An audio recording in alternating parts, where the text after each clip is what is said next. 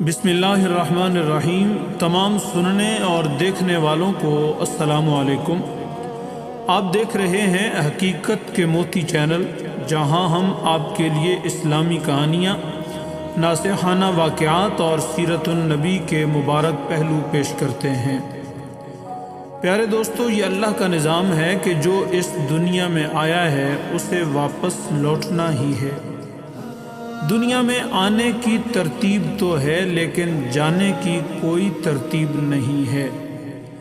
ہر شخص نے موت کا ذائقہ چکھنا ہے اور قبر کی اندھیری کوٹھڑی میں اترنا ہے۔ چاہے کوئی امیر ہو یا غریب، بادشاہ ہو یا فقیر، کسی کو بھی اس انجام سے راہ فرار نہیں ہے۔ فرمان مصطفیٰ کریم صلی اللہ علیہ وسلم ہے، جب انسان پر نزع کا وقت آتا ہے تو اللہ تعالیٰ اس کی طرف 5 فرشتے بھیجتا ہے۔ پہلا فرشتہ اس وقت آتا ہے جب روح حلق تک پہنچتی ہے۔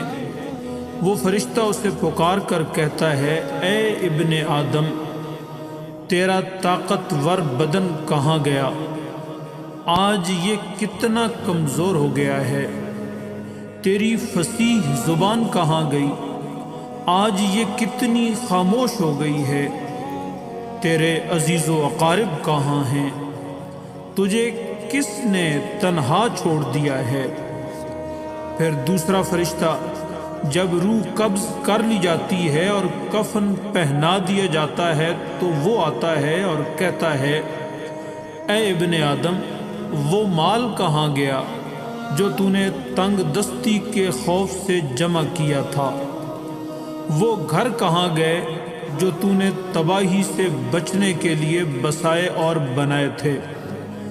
وہ ساتھی اور سہارا کہاں گیا جو تو نے تنہائی کے خوف سے تیار کیا تھا؟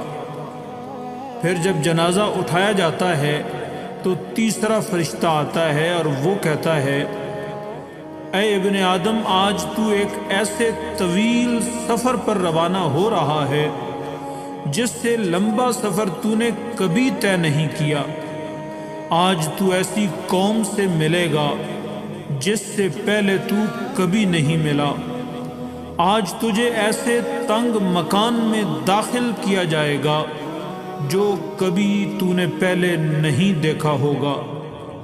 اس کے بعد جب اسے قبر میں اتارا جاتا ہے تو چوتھا فرشتہ آتا ہے اور وہ کہتا ہے، اے ابن آدم، کل تک تو زمین کی پیٹھ پر چلتا تھا، آج زمین کے اندر لیٹا ہوا ہے۔ کل تک تو ہنستا تھا، آج رو رہا ہے۔ کل تک تو گناہ کرتا تھا، آج شرمندہ ہے۔ پھر جب قبر پر مٹی ڈال دی جاتی ہے تو 5واں فرشتہ آتا ہے اور وہ کہتا ہے، اے ابن آدم، وہ لوگ تجھے دفن کر کے جا چکے ہیں۔ تیرے پیارے سارے واپس پلٹ گئے، لیکن اگر وہ تیرے پاس رہتے بھی تو تجھے کوئی فائدہ نہیں پہنچا سکتے تھے۔ تو نے مال جمع کیا اور دوسروں کے لیے چھوڑ دیا۔ اب یا تو جنت کے باغات کی طرف جائے گا یا بھڑکتی ہوئی آگ میں جلے گا۔ میرے پیارے بھائیوں اور بہنوں، زندگی بہت مختصر ہے اور موت کا وقت اور جگہ ہمیں معلوم نہیں ہے، لیکن ہم اس دنیا میں آزمائش کے لیے آئے ہیں تاکہ نیک اعمال کریں، اللہ کی عبادت کریں اور اس کے احکامات پر عمل کریں۔ آج ہمارے پاس وقت ہے، صحت ہے، طاقت ہے۔